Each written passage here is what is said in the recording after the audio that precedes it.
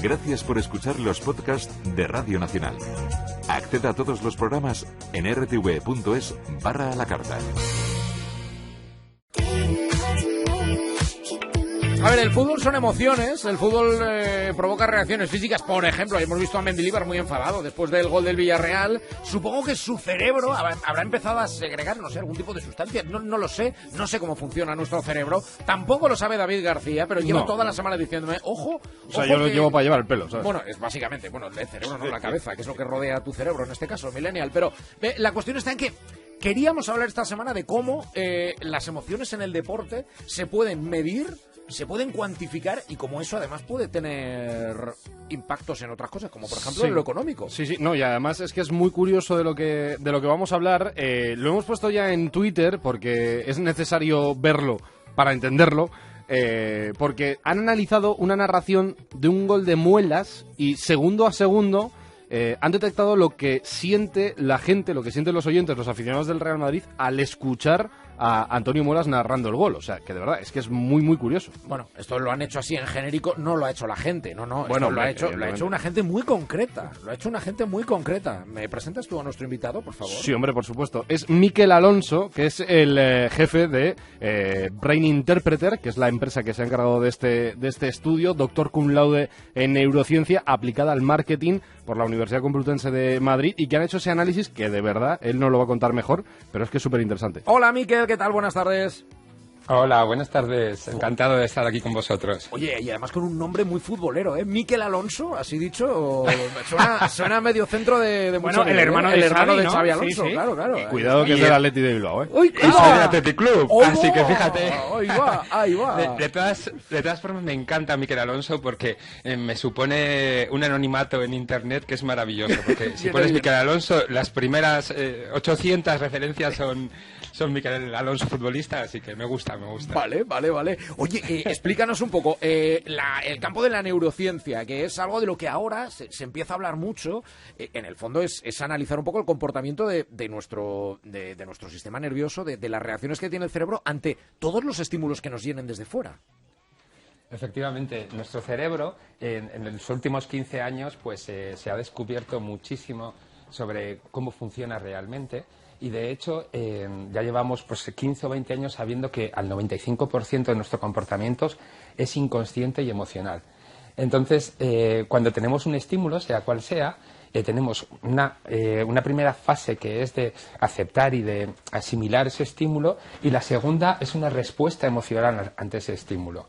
Esa respuesta emocional es automática, es inconsciente. Y ahí ya tomamos una decisión, nuestro cerebro busca ver qué ha ocurrido antes en una situación similar y ya tiene una emoción. Y luego la tercera fase es una fase cognitiva y racional. Es decir, que nuestra razón está básicamente para racionalizar nuestra decisión emocional. Por eso, cuando medimos las emociones, nos acercamos mucho más a la auténtica forma de comportarse de las personas, a lo que piensan, porque están pensando, para racionalizar lo que han decidido emocionalmente. Y esto ahora se aplica al marketing, a la venta pura y dura. O sea, es decir, cómo nuestro cerebro reacciona ante, no sé, un estímulo publicitario, el color de un coche, este tipo de cosas, si se venden más o se venden menos, ¿no?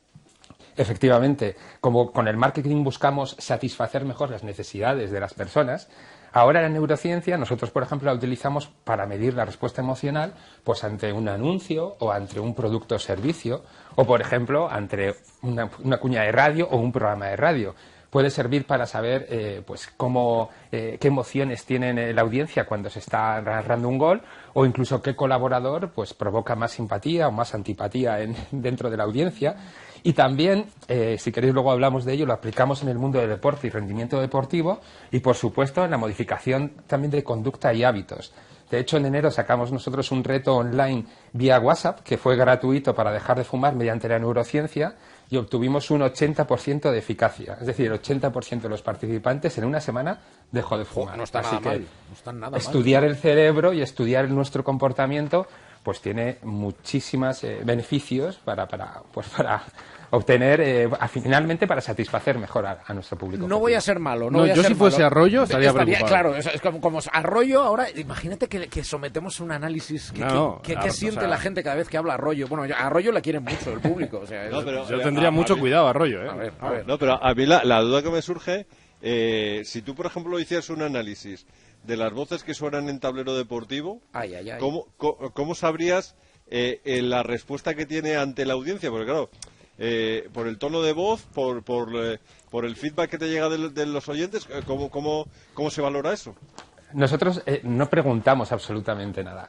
Cuando vamos a medir, lo que hacemos es utilizar las señales que vienen del cerebro, que puede ser directamente del cerebro, el sistema nervioso central, o puede ser periférico, es decir, podemos poner un casco en la cabeza, de ahí cogemos la información, o podemos cogerlo, por ejemplo, de la reacción de la cara o de la piel. Y lo que hacemos es directamente coger información de ahí, y con esa información sabemos exactamente qué es lo que le gusta, lo que no le gusta a una persona. De hecho, fijaos, nosotros ya somos capaces de saber lo que quiere una persona, lo que le gusta, lo que va a decidir, antes que la propia persona. Me parece esto increíble, ¿verdad? Sí, sí. Pero ¿qué ocurre? Que como nuestro cerebro toma la decisión a nivel emocional, segundos antes de que nuestro consciente lo sepa. Y entonces nosotros medimos esa información del cerebro y somos capaces de decir, va a elegir la opción roja. Y elige la roja la persona que está siendo investigada. Así que es algo maravilloso. Acertamos el 100%. Es peligroso, ¿no? Porque eso es la lectura de la mente antes de que el propio ser humano sea consciente de ello. Eso es lo que te pasa a ti con los bitcoins, terrible, ¿no? pero Claro. traducido en números. Eso es, ¿no? Efectivamente, es algo que por supuesto va a precisar regulación y va a precisar pues una serie de respuesta a nivel de pues eso, regulación ética y demás que actualmente existe, pero existe de una manera pues un tanto no tan detallada y que en un futuro cercano desde luego vamos a tener, porque se va a poder investigar el comportamiento a nivel de neurociencia de las personas pues de una manera muy precisa. No te voy a preguntar por intención de voto y esas cosas, eso vamos a dejarlo para los para otro día más complejo. Vamos a contarles a los oyentes que lo subimos ya a las redes sociales, está ya en el Sí, en el de Twitter Tablero. está el vídeo del gol de Muelas. De Muelas, ¿vale? Eso es. Mikel... Bueno, gol de Casemiro, que narra Muelas. Sí, eso es, claro. Eso te voy a decir. Hombre, si tenemos que esperar a que Muelas meta un gol. Mikel Alonso y todo su equipo de Brain Interpreter han analizado este gol de Casemiro, narrado por Antonio Muelas. Vamos a recordarlo, ¿vale? De hace unas jornadas ante el Deportivo Alavés. El saque de esquina, balón al punto de penalti, Casemiro, ¡gol!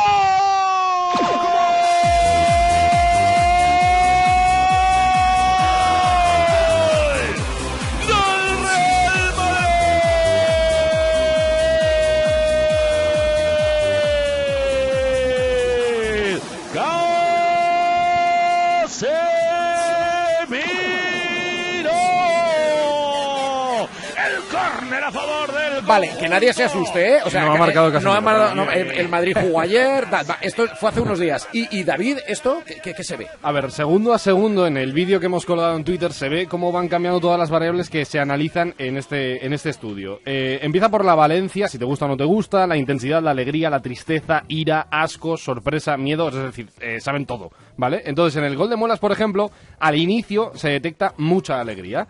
En el punto medio del gol, ahora lo va a explicar Mikel, que se lo sabe bastante mejor que yo, sube un poquito el enfado, el disgusto. Por ejemplo, cuando dice Casemiro en separado, la sorpresa, y cuando hace una cosa que hace mucho Muelas, que es quebrar la voz, ahí sube mucho la felicidad porque a la gente le gusta mucho. Entonces, de todo eso que va pasando a lo largo del minuto, que dura la narración, se sacan un montón de conclusiones.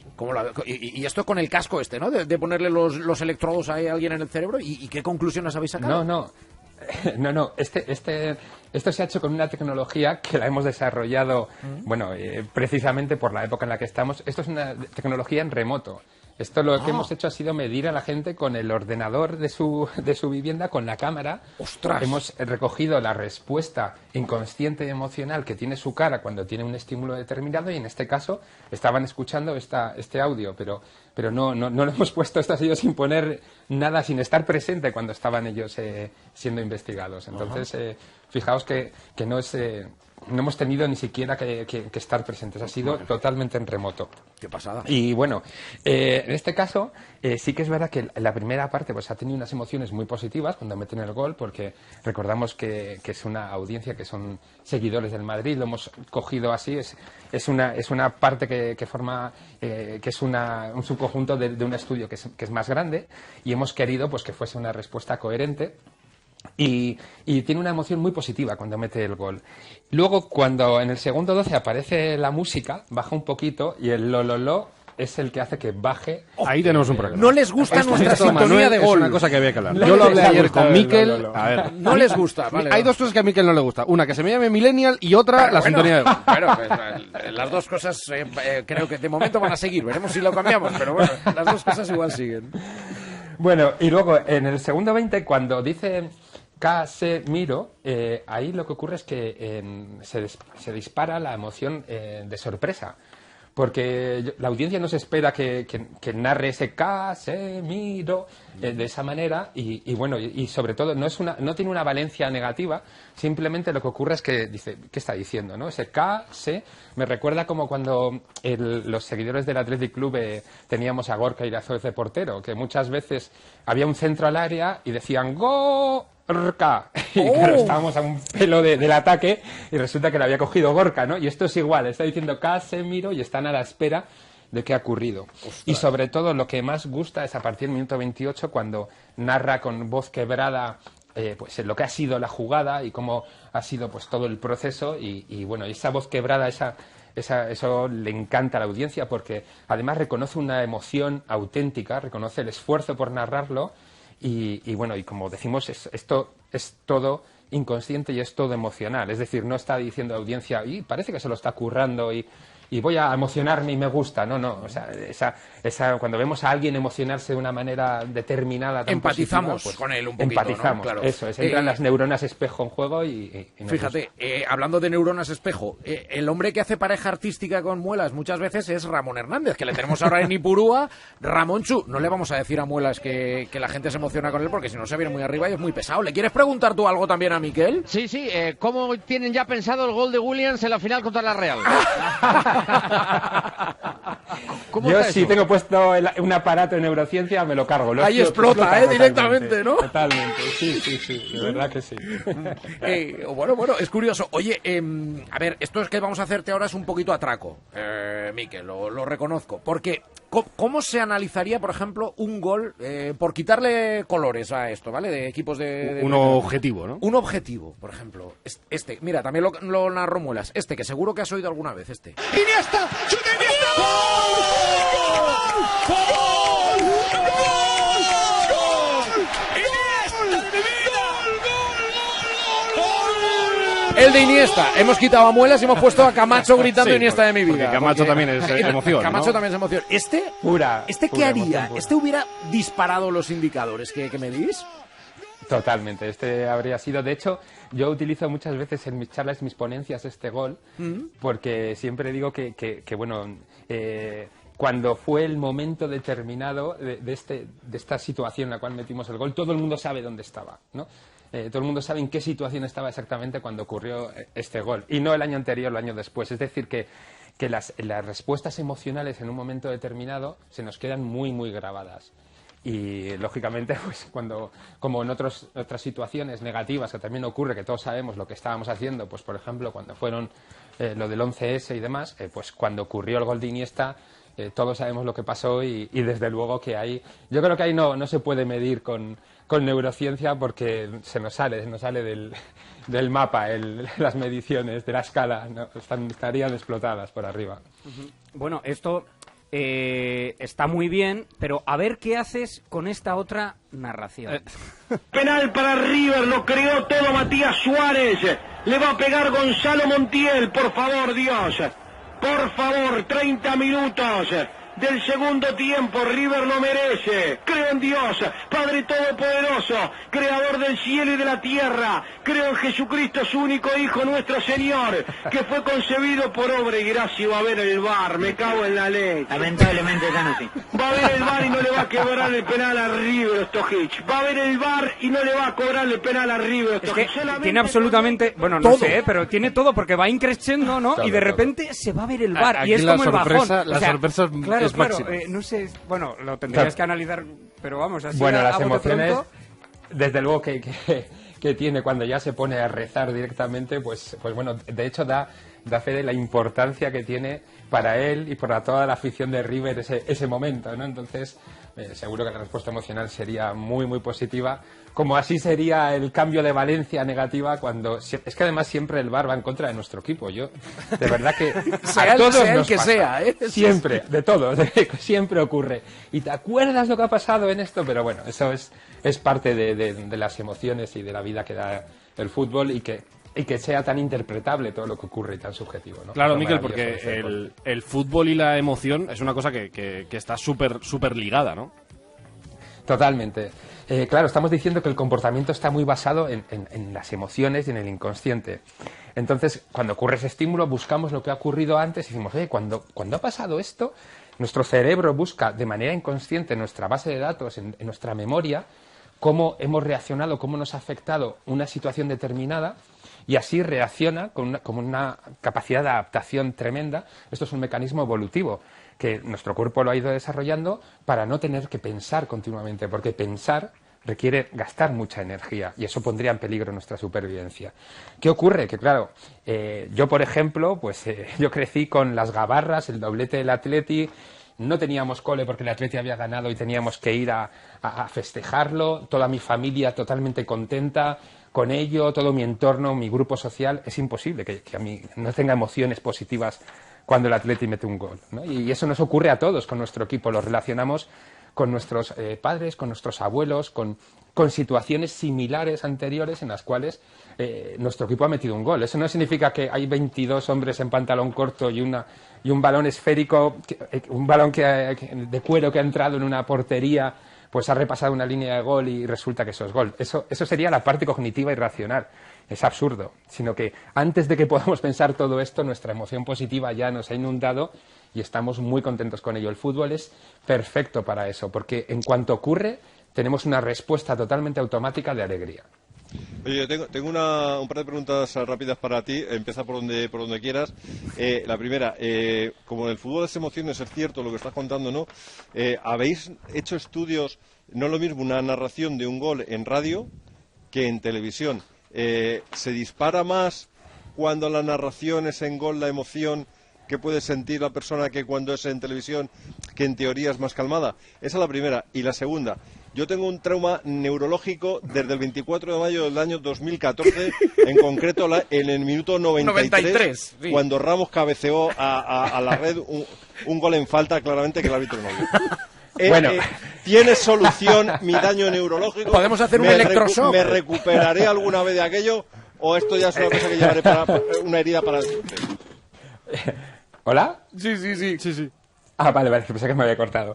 Bueno, yo creo que, mira, te voy a decir, lo grave que fue de esa situación es que cambiasteis a Raúl García antes. Claro. Es un auténtico crack y que es imposible perder en esos momentos con Raúl García, porque si queréis luego hablamos de eso, del temperamento que tiene Raúl García y bueno, y veo bastante difícil superar eso. Pero bueno, nunca se sabe, porque en el futuro, hombre, el fútbol siempre da otra oportunidad y bueno, ahí está el Cholo, que es también un auténtico carácter y que tiene muchísimos conocimientos y bueno, está haciendo un equipo muy, muy competitivo.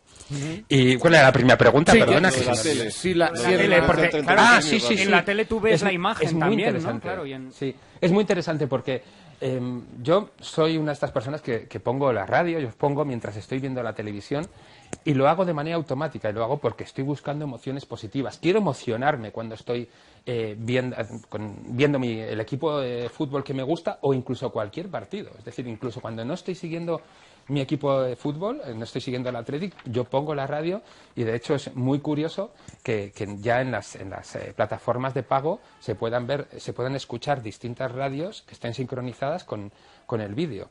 Entonces, sin ninguna duda, la radio produce una serie de emociones que despiertan y disparan lo que se produce cuando estamos viendo. Por supuesto, es otro estímulo más, el estímulo visual. Estamos recibiendo ahí casi 10 megas de información por segundo, pero si estamos escuchando también, teniendo una respuesta emocional a ese estímulo auditivo, pues se nos disparan mucho más las emociones. Y lo que buscamos es eso, que al final estar más emocionados cuando estamos realizando cualquier tipo de actividad. Así que, sin ninguna duda, la radio siempre ha sido, y yo creo que siempre será afortunadamente, pues un canal para transmitir emociones de una manera pues muy precisa, muy única. Esto que está contando Miquel todavía tiene una pata más. Lo ha dicho antes, lo ha dejado caer con el temperamento de Raúl García. Y es que ahora, Miquel, estáis trabajando con clubs de fútbol para como analizar y controlar el temperamento de los chavales de la cantera. Es decir, descubrir qué chaval de la cantera tiene esa cosa diferente, ¿no? Como puede ser Raúl García en este caso, y poder trabajarlo, potenciarlo o ayudar al club, ¿no? A saber qué chavales tienen ese temperamento especial, digamos. Eso es. A mí aquí me gustaría hablar del eterno debate que tenemos entre talento versus garra o temperamento. No ya versus, pero en comparación, ¿no?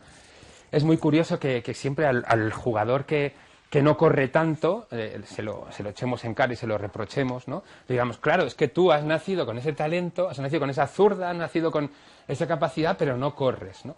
Y pretendemos que la parte genética de nacimiento que pueda llegar a ser así, la parte más difícil de modificar sea el talento, y el temperamento lo podamos hacer cualquiera. Bueno, pues los descubrimientos mediante neurociencia que hemos tenido nos dicen todo lo contrario, exactamente. El talento es algo que se puede aprender y que se puede trabajar, y el margen para el aprendizaje en el talento, bueno, a nivel de cualquier tipo de nivel de comportamiento mental siempre hay un margen de modificación de la conducta, pero la modificación que existe con respecto al talento es mucho mayor que con respecto al temperamento.